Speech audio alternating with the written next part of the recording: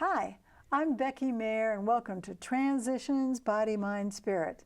We have so many transitions in our life, and I like to use the metaphor of triathlons, something I've been doing for 25 years. And in a triathlon, the first thing you do is you swim. And you get out of the water, get in the transition area, and then get on the bicycle. And then you finish biking, get in the transition area again, and start running. So this is a great metaphor. We have so many changes in our life, and it's kind of interesting how we change from one thing to another. And I have a very interesting guest who's changed from, well, gee, and I did a show already on him once, but now he is a music therapist, an amazing player of drums, and he's going to demonstrate things on the drums that we have no idea about. And welcome, David Wilson. Thank you. You're welcome. I'm glad to be back here again. Yes. This is an honor and a privilege. Yes. Well, I'm so excited about all the different things that you can teach us about the drums. Mm-hmm. And did you say that you wanted you're going to teach me how to use that bowl? I am. The chakra bowl. It's a chakra bowl. Right. And what is, for people who don't know, what are chakras? Well, from what I understand, and I am certainly not an expert, so somebody may be watching this and thinking, like, he doesn't know what he's talking about, and they might be right. So, but it goes back to Hinduism and Buddhism, and the concept is that we have these 7 chakras along our spine, going from the base of our spine up, through our neck and our head. Mm-hmm. And there's energy in those locations, and I believe the concept is that it's almost like a spinning wheel. Each chakra is like a spinning wheel. Mm-hmm. So getting in connection with those chakras can help a lot with healing, with calming the body, calming the mind, and just positive energy that we're tapping into when we focus in on these different chakras. And there's different ways of doing that, but the singing bowls is one avenue that's used. I think they've become even more popular lately. I know people that have bought the whole set without ever doing them before, and then really got into it. But this is just one of the 7 sizes that you can get of the bowls. Okay. Yeah. And yeah. This is glass? It's crystal. This is crystal? Yeah. Yeah. Wow. Yeah. Yeah. So we need to be careful with it. Yes. Wow. Yeah. All right. So you're going to teach me how to get sounds out of this, and then you're also going to do a drumming pattern? We'll start with this, and then we'll see where we go. I'm not exactly sure what I'm going to do, but I'm going to go with my gut on this, or my chakra, let's say. Yes. Yeah. So it doesn't require like a lot of weight or heaviness. It's not like a drum where you have to hit it hard. But if you tap it and then rub it on the outside of the rim.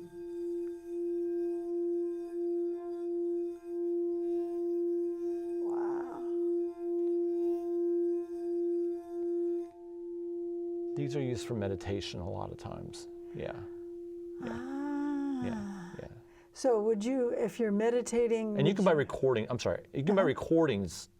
of this without purchasing them, and so you can... Bowl. Yes, or bowls, yes. So if I do the bowl, which you're going to show me how to do that, and then I just let it fade away, and then I'm meditating? Well, somebody might be playing them while the rest of the group is meditating. Okay, got it. Yeah. Right. Yeah. So show me, I take the stick and just kind of lightly tap on the inside, right? You can hit it on the outside or the inside. Outside.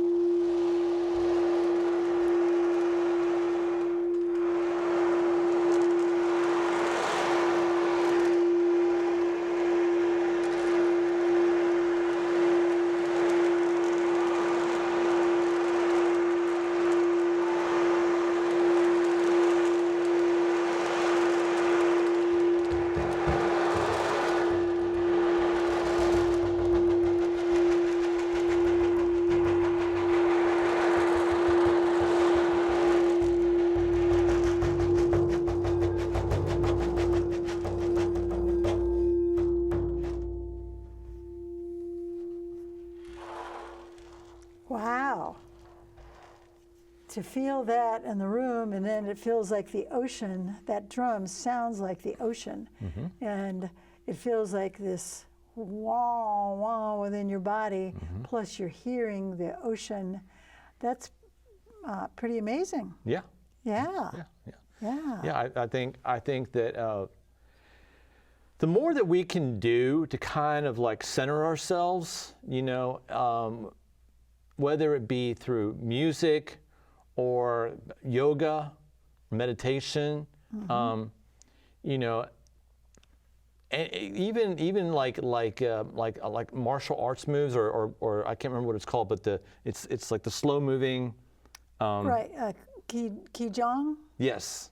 Yeah. You know, like all of these techniques are ways to help a person get kind of like centered and balanced and focused. And when we do that kind of thing, I think it helps us to kind of clear our mind from being focused on the tasks of the day, you know, and we spend so much time in that place of like, I got to do this, I got to do that. Oh, I forgot to do this. And you know, and also just taking inventory of everybody around us, you know, and just kind of like judging others and judging ourselves. And, you know, it's not what we were designed to do.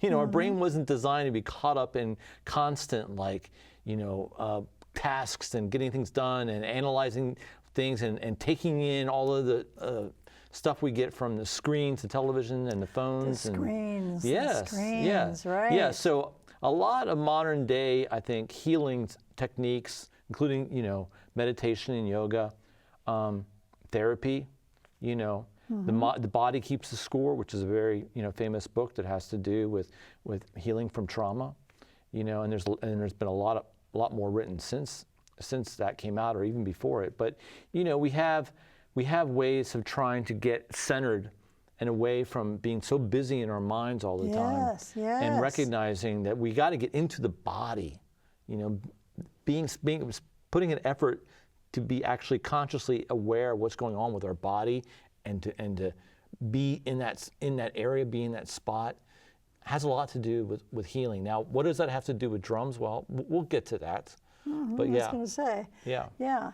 So you work at a treatment center. I do. And Integrative Life Center. Integrative Life Center. Yeah. All right. And then you have clients, patients, whatever you call them, and you give them drums to work on it and teach them, right? Well, they walk into a room, a yurt. A yurt. Yeah, we have a yurt where I'll keep a lot of my drums, and it's always funny because people don't realize those are my drums. I just keep them there because I buy them to share, you know. So they walk in and I pull them out and we put them in the center of the room and I just allow them to kind of like check them all out, you know, and go ahead and hit them or, you know, see what you think and find something that speaks to you, you know. And then everybody has a drum, you know. Sometimes I talk a little bit like we're doing right now, kind of explaining what this is all about.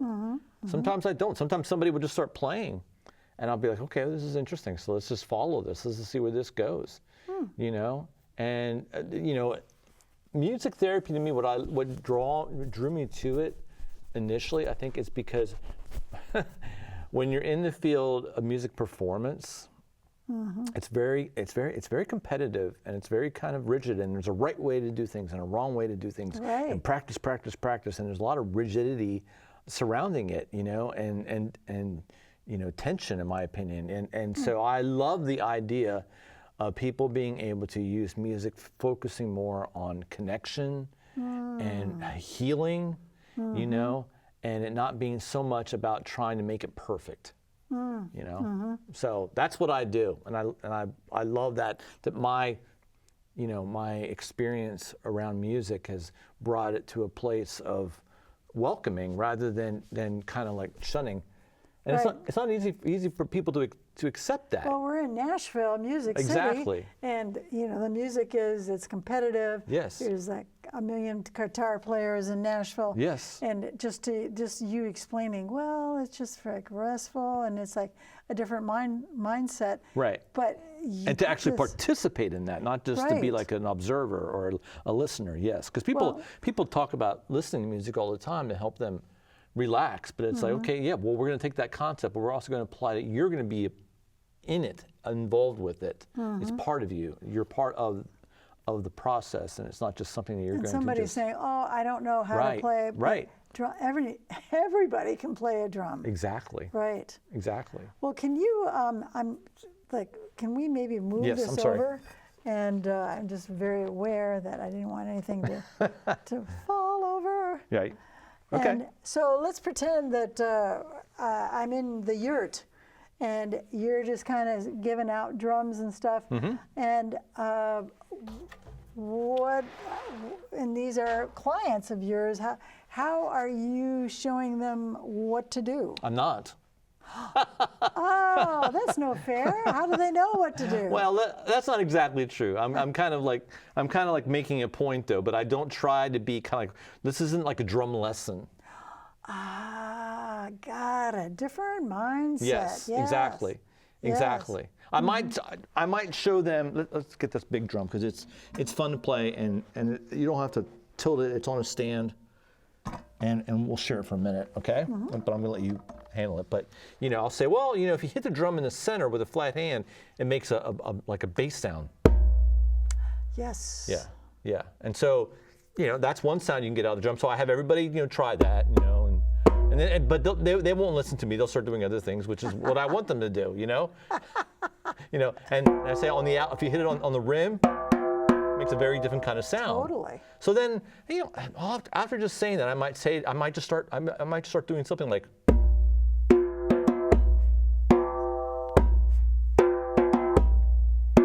And see what they do. And there's always going to be people in the group that are going to do it, and there's other people that may be kind of like doing it, real softly or something like that. But I work with people in recovery. I work with guys in recovery, So we kind of have, we're most of us, not all of us, but most of us are not afraid to kind of like, jump in, and I love that. I love that, that they're not feeling like overly timid about it. Most of them aren't anyway. So, but yeah, so I try to turn it into being about play. Play. Yeah. This is fun. Exactly. Yes. Yes, exactly. Yes. And then as we continue to go, I'll stop it, maybe after about 10 minutes, and I'll say, so what was that like? What was that experience like for you? And they'll start saying, well, I wasn't even thinking about that phone call with my wife I just had that went terrible, or about what's going to happen here when I leave here. I was very focused on what we were doing, So I'm like, exactly. And that's why it's therapy. That's one example of why it's therapy. It's also therapy because there's attunement within the group. There's co-regulation within the group. Without me having to make it happen, they're doing it together. Playing a drum together. Yes. Makes them feel listening, part of it. Listening, and it's automatic that they want to try most of the time, not always, but most of the time they want to try to make it so that they're listening to everybody else and they're trying to fit in with what's going on. I don't even have to lead it. I can just be a participant or an observer. And then it even sometimes we'll get into a discussion around. Yeah, so it's not just playing. It turns into a process group. Okay. Is what it is for. It's kind of like therapist, client, medium, a drum or an instrument or a piece of art or something that we're creating, and it's the medium used to try to work on whatever it is that they need to be working on while they're there. So what does that have to do, like if I come in and I have a drug problem or I drink too much, how is this going to do anything for that? It's called addiction. Well, because those things that I just mentioned, it's like I'm learning a tool of kind of get out of my head, and I'm not turning to a drug, okay? Okay? And I'm connecting with the people around me, and we're all sober, okay? And we have this medium in terms of something to have fun with, to connect with, and we're enjoying ourselves. We're not competing with each other, and it's a form of communication, because you're listening and you're watching and you're paying attention. Just yesterday, I did a group and I got into a discussion around how I did play something. And this is after we're about an hour into the group. I played something like. I told them, now you do it. Dun, dun, dun, dun, dun, dun, dun. And then I played something else. And then they kind of like a call and response. Yes, yes. So then we get done and I say, so what about that makes you feel like, how does that relate to things that we're working on here? And it's like, oh, well, I had to listen, and I said, that's right. Now, think about all the times you're in conversation or an argument with somebody and you're not paying attention to what they're saying at all. So basically what we're doing is we're practicing reflective listening using the drum. Wow, what a great way to look at it. Yeah. Wow. Yeah. But you don't think that when you're doing the drum thing. You're just trying to mimic, okay, he's doing that, I'll Right. do that, I'll do Right. that. Yeah. Right. So we're in communication without words. And that's a good thing to practice, is that we have other ways to relate to each other rather than just, our language, But you are actually paying attention and trying to understand what they're doing. And you even want to show that I got this too. I heard you. I'm not just trying to do it my own way.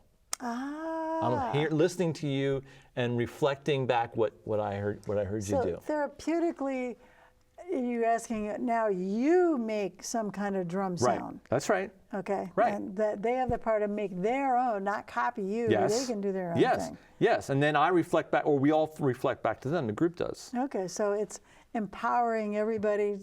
Yeah. Right. Yeah. Right. Right. And then another, there's lots of different examples I could give in terms of how we use the drums in therapy. But, one of the things that the guys really seem to enjoy is that at some point when we're playing along, we're all playing together, and I'll start to pick up the tempo, and I don't want to like shock you or make it too much, but I start going faster and faster and faster, and then I start doing like a rumble, like a roll. And they're all doing it, and I'm saying, come on, let's do it harder, harder, harder, harder. And I say, okay, now we're all gonna growl. And they're like, what? Because I'm their therapist, so they're taken back by that. But I start doing it. And I'm hitting, so they're like looking at each other laughing, but then they start doing it too, and we're going really loud and hurting our hands, and we're growling and we're yelling, and then I can make them go, come on, don't stop. And finally I stop, and we all kind of collapse. Wow, crescendo. And I say, okay, now what are you feeling? And they're like, I feel freaking awesome. Like letting all of that stuff out, letting Catharsis. go, release. Yes, release.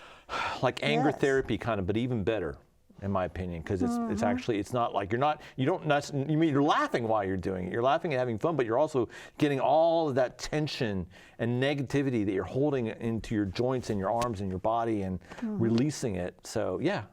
Can you do a little mini example of that instead of like a half hour worth, like in 60 seconds? All right, you and I are going to do it. You ready?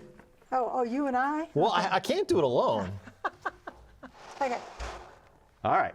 That's your drum, okay? That's my drum. All right. All right.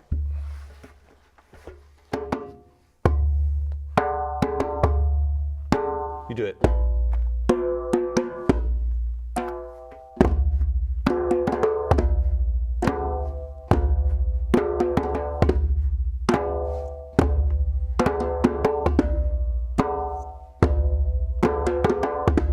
Now speed up.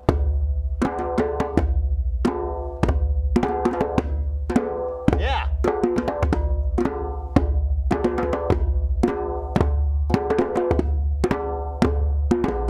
Okay, now do this.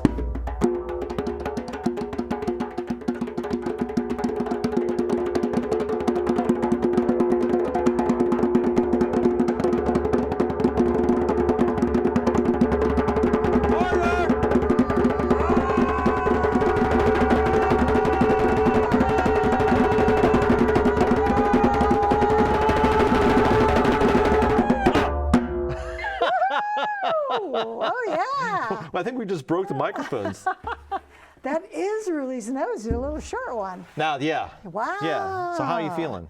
Oh, good. Energized. You weren't thinking about all of this stuff or being in the studio. You were just Right. focusing on hitting that drum hard and growling. Yes. Yeah. Yes. So I think that's very therapeutic exercise. I agree. I Yeah. think that's wonderful. Yeah. There's not too much that can imitate that. Right. Yeah. And then we were going to go into a little bit of history. Okay. Because this drumming thing has been around way, way, way back. We're talking Africa. We're talking different countries. We're talking indigenous Different cultures. peoples. Yes. Yes. Yeah. And can you? I'm not going to pretend to be like a super expert Right. on all of those things. Right. But, you know, I think I love the way over the past 50 years that we've really, in our Western culture, we've really, a lot of people, not everybody, a lot of people have gotten really attached to indigenous practices. Yes, yes. Native American. I go to powwows. Right. And, you know, dance, Middle Eastern dance has become popular. Belly dancing has been incorporated into a kind of like almost like people take classes for that kind of thing, and they buy the clothing and the jewelry, you know, because I think that there's something that we're missing in modern day society when it's all just about kind of like, I don't know, like getting creative and getting, you know, like back to basics. You know, we're on a screen way too much. Right, exactly. It's, you know, and this is visceral. This is, you're active, you're doing something. Right. Could you demonstrate the different sounds? And Sure. We'd like to. Sure. Well, only have this a few djembe minutes. right here. And by the way, the hair that's around it, that's real hair. The head was shaved. Okay. So that's I think that's an animal of some sort. That's goat. I think either that or it's cattle. I can't remember. Okay. But yeah. So if you feel the top of this head, this one's synthetic. So it's not real animal skin. But that's the this one animal is, skin. and I can kind of still feel the hairs on it a little bit. Yeah. Well, let's demonstrate some sounds here. All right. Well, again, it's. Because we just have a few minutes. I'm tilting it so that because the bottom needs to be, the air needs to get through it in order to get that low sound. Oh, okay. Okay. So.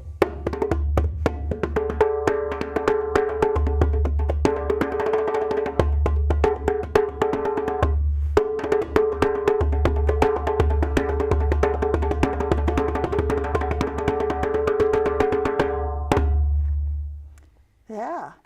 So, yeah. Yeah, it's amazing how the little sounds. African drum. Okay, that's African. Yeah, African drum. This is an imitation of an African drum. It's, you know, it's got the nice painting on it, and but this is manufactured by Remo. You know. And the rhythm of, like if I go to a powwow, it's something else and they use sticks. It's people with a big. Right, like that really big round drum. Yeah, yeah. Okay, the medicine drum, and there's usually men sitting around it, and they all have a really long mallet. I have one of those, and not with me. And you got some mallets here. They usually just keep a steady beat with it. Right. What do you want me to do with that? I want to hear what the Native American sound might sound like. Well, these are not drums that they would use, first of all. I would say closest thing that's going to come to that is something like this. Okay, show us. Because they also play frame drums. A lot of cultures play the frame drum. Okay. Right? This is the frame drum. Yeah. Got it. You can just imagine the dancers and I hate to imitate it because that feels like I don't know the language, you know, so I'm not going to try to pretend like I'm Native American, but you know, but anyway, so they sing really loud and high, the men do, and it's like powerful to me, and it is anyway. Yes. You know, and so the powwows. yes. And then this is another. Well, this one's kind of like a lower sound. Ah. Okay. Right? Yeah. Yeah. So is this something that you would recommend if somebody isn't in a treatment center with you as this wonderful music person? Do they just go to the local music store and just pound on a drum themselves? Well, that's interesting because a lot of times the regular American music stores don't have a lot of these kind of drums. You know, you go in and you're asking for a drum, they're going to think you want to buy a drum set. Ah, like the typical rock and roll. Right, Brum, brum, brum, brum. right. You may once in a while see something like this sitting over in the corner. You know, but sometimes you have to go to like, you know, find like somebody that makes them. You know, and I know some people like that, or you can order them online. You know, but there isn't that many stores specifically designed to have like djembes, African drums, or or Middle Eastern drums. And tell us about, there are drum circles Yes. that you can go to a park and drum. Yes, yes, And yes. tell us about that. Well, you find out, we have social media nowadays, so it's easy to kind of find out where your local drum circle happenings, maybe when they are and who's hosting them and where. And sometimes it's at parks, you're right, so, or sometimes people do them at their homes, so you can kind of search that. There's even Facebook groups that center around that. And there's one here in Nashville, a Shelby Park Drum Circle that I'm a part of. When do they drum? Sunday afternoons usually. Sunday afternoons? Yeah. It was really popular during the COVID days because people had nothing to do. And so we sat 6 feet apart from each other and wore masks and we drummed. And we had an awesome time. Yeah. And it's still going on, but not quite as big as it was back then. Yeah.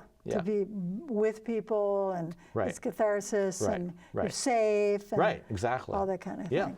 Yeah. Wow.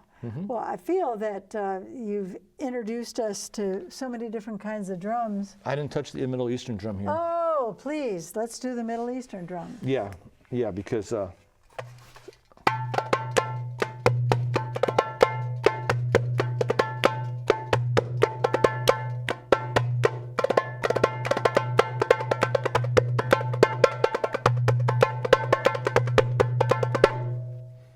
Wow, that's amazing. does it make you want to get up and do some dancing? I don't know about the belly dancing part. It makes me want to move. I didn't ask you if you wanted to belly dance. Right. But yes, so the Doombeck. That's what that's called. Doombeck. Yeah. Okay, Yeah. the Doombeck. Yeah. Wow. This is such a wonderful education. It makes me want to go out. Actually, we have drums at our house. I never play them. Right. And what a great idea to just, go I saw out that there. drum at your house, yes. Yes, and bang I played the, it. Yes. At you your bang birthday the party. drum. Yes, there you go. Wow. Well, David Wilson, thank you for educating This goes by us. too fast. Yes, I know. Transitions, body, mind, spirit. Thank you.